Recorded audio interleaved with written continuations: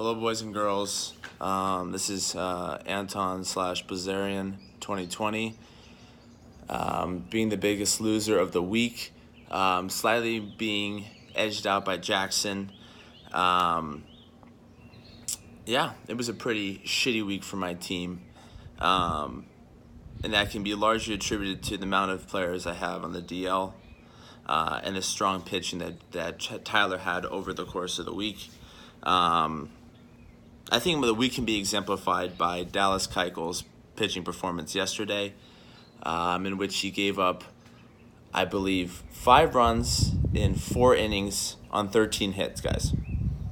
And for the kids that do not know or follow the statistic of WHIP, walks plus hits divided by innings pitched, he had a 3 WHIP, meaning that he gave up 3 hits or walks combined per inning pitched yesterday, which completely destroyed all my pitching categories and ultimately led to me losing to Tyler.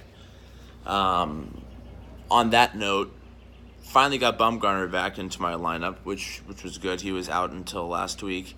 Godley finally pitched one good game in the past 5 starts, which ultimately led to the D-backs sweeping the Rockies over the weekend, so that was good for those us D-backs fans. So now there's a 3-way tie for first place, I believe, with me, Alex, and Tyler. And I like to do a little shout out to Alex because I know that we were talking about him in the cellar a couple weeks ago with Joe, and he's really made a very strong comeback, and now I believe he might have made it 5 wins in a row or something close to that to capture first place. So he's had a terrific past couple weeks. But definitely the top is crowded to the point where one win or one loss can take you out of first and move you down to 4th or 5th. So it's definitely a competitive league with one outlier being Joe. We won't get into that much, as I'm sure he'll be saying something in the podcast the next couple weeks.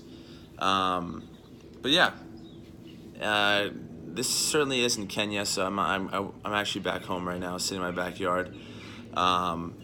So I finally got back from vacation in Turks and Caicos on Saturday, and am now sitting in 104-degree weather here, something that I did not miss when I was back in Philadelphia. But by looking at Jackson's video, Kenya seems like a pretty dope place. I also advocate for don't do drugs, obviously.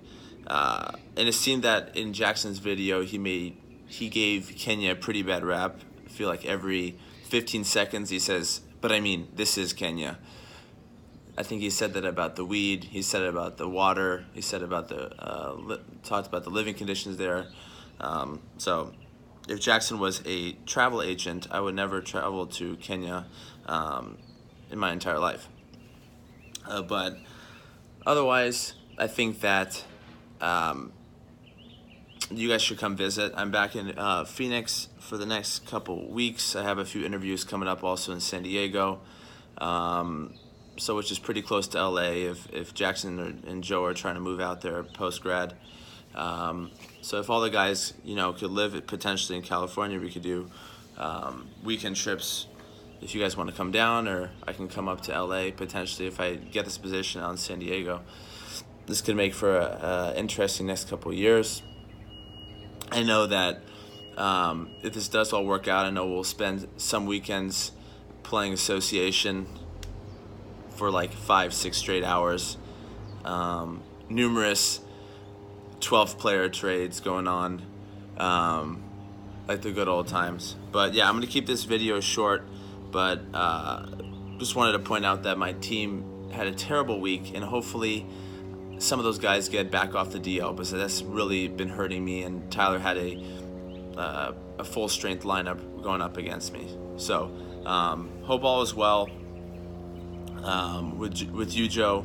I'm sure finals went well. I think you're just underestimating how you did. I'm sure you did well. Jackson, I hope you have a good time in Kenya. Hope everything goes well. Hope Kenya doesn't fuck you up.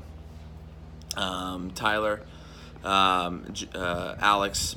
I hope to see you guys soon out in LA. I'll be out in San Diego actually this upcoming Thursday. So I probably won't be able to come see you this week, but potentially in the next couple of weeks, if you guys are available, I'll hit you guys up.